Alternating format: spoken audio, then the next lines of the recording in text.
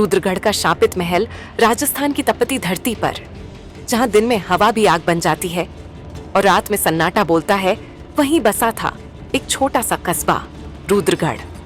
कस्बे के बाहर सूखी पहाड़ियों के बीच खड़ा था एक प्राचीन महल, रुद्रगढ़ महल। अब वो महल सिर्फ पत्थरों का ढेर रह गया था, लेकिन उसके टूटे दरवाजों और उखड़े हुए रंगों के पीछे सदियों पुराने राजदफन थे। गांव के लोग कहते थे, सूरज ढल जाए तो महल की तरफ मत जाना, क्योंकि जिसने भी उस रास्ते पर कदम रखा वो फिर कभी लौटकर नहीं आया।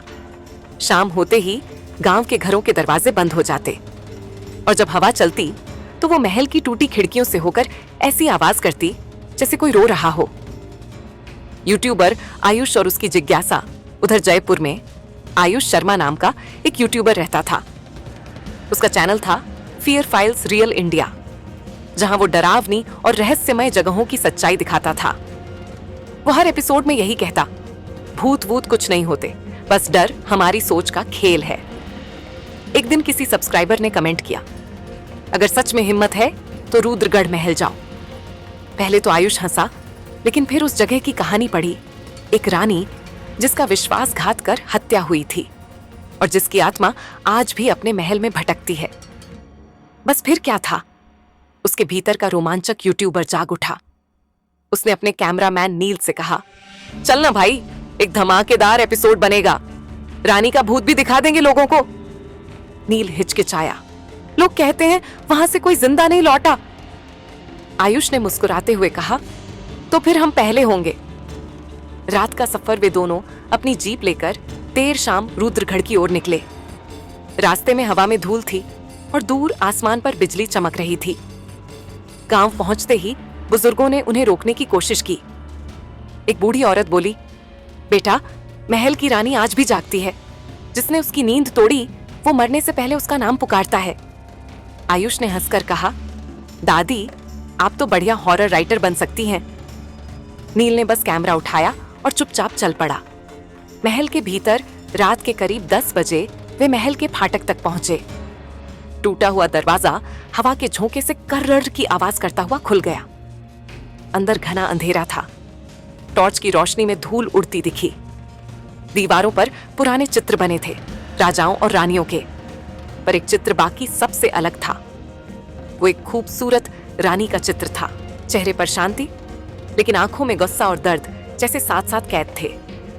नील ने कैमरा फोकस किया, तभी कैमरे की स्क्रीन झिलमिलाई और रानी की आंखें हल्की सी हिली। नील चौंका, भाई स्क्रीन पर कुछ मूव हुआ। आयुष ने कहा, ग्लिच है, चलो आगे। वे एक बड़े हाल में पहुंचे, जहां टूटा हुआ झूमर जमीन पर बिखरा पड़ा था। हर कोने में जाले, हर दीवार पर दरारें।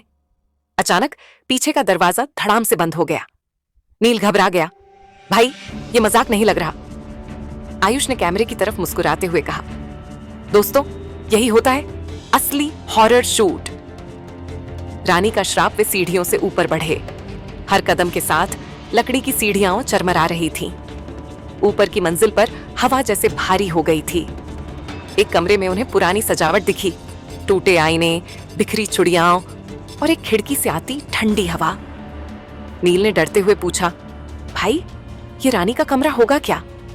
आयुष ने कहा, चल देखते हैं। वो जैसे ही आईने के पास पहुंचा, कैमरे में अजीब सी सफेद लकीर दिखी, जैसे कोई परछाई पास से गुजरी हो। फिर अचानक आईने पर धुंध छाने लगी और उस पर खुद ब खुद कुछ लिखा गया, मेरे महल में स्वागत है। दोनों पीछे हटे। हवा का झोंका आया, झूमर झूलने लगा और कमरे में धीमी फुसफुसाहट गूंजने लगी। फिर उस धूल के बीच धीरे धीरे एक आकृति बनी, सफेद लहंगे में, पांव जमीन से ऊपर, वही रानी। उसकी आंखों में अब सिर्फ शून्य था।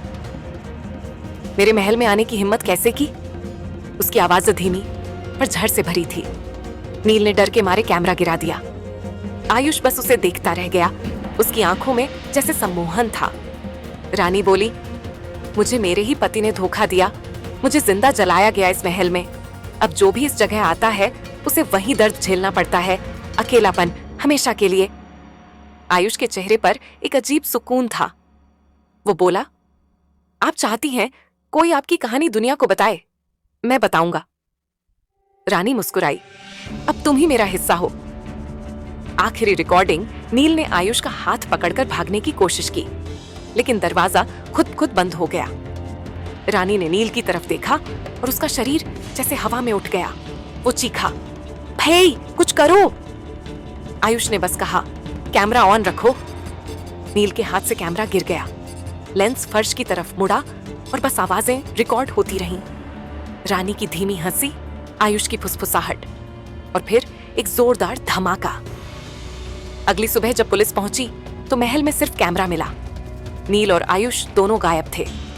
कैमरा चल रहा था और उसमें आखिरी रिकॉर्डिंग में दिखा रानी के कमरे में झूलता झूमर और दीवार पर खून से लिखा वाक्य, "अब ये महल मेरा है।" नील की आवाज कहीं दूर से सुनाई दी, "लाइट्स ऑन करो, शूट शुरू हुआ।" रुद्रगढ़ आज भी जागता है। आज भी जब हवा चलती है तो गांव वाले कहते हैं कि महल की दीवारों से हंसी की आवाज आती है। कभी कभी रात में महल की ऊपरी मंजिल पर एक कैमरे की फ्लैश चमकती दिखती है और कुछ लोग कसम खाते हैं कि उन्होंने वहां किसी को कहते सुना, "अगला एपिसोड यहीं शूट होगा।" कई यूट्यूबर्स ने कोशिश की उस जगह जाने की, पर कोई टिक नहीं पाया।